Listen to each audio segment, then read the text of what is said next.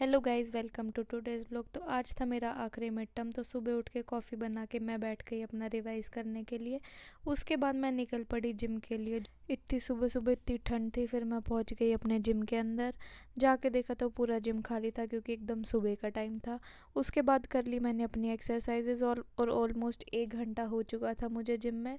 तो मैं आ गई अपने घर पे वापस आने के बाद नहा धो के मैं हो गई तैयार। फिर खा के ओट मील मैं निकल पड़ी बस स्टॉप के लिए। बस स्टॉप पे वेट करने के बाद बस तो मिली नहीं, लेकिन हमें मिली ये मिनी बस जिसको हम मशहूद का बोलते हैं। उसमें बैठने के बाद मैं पहुंच चुकी थी यूनी में। यूनी में पहुंचने के बाद मेरी मुलाकात हुई स्कारलेट से, जो हमेशा सोती रहती है। उसके बाद जाके बैठ गई मैं क्लासरूम में और ऑलमोस्ट 11:20 हो चुके थे। तो मेरा एग्ज़ाम शुरू होने में 4.5 घंटे बचे थे। तो मैंने कर ली अपनी पढ़ाई शुरू। पढ़ाई करके रिवाइज करके मुझे लग गई थी भूख, तो मैं चली गई कैफ़े कुछ खाना खाने। वापस आने के बाद मैंने कर दी वापस से अपनी रिवीजन शुरू। मेरा एग्ज़ाम था 4 बजे।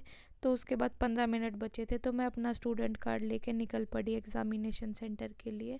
और वहाँ जाके देखा तो सारे पढ़ने में लगे हुए थे।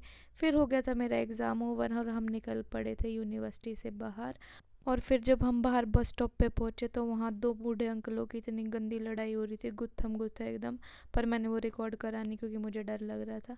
उसके बाद मशूदका में बैठ के मैंने सोचा कि इतने एग्ज़ाम से इतना सफ़र करके कुछ करा है तो हम चल पड़ते बर्गर खाने।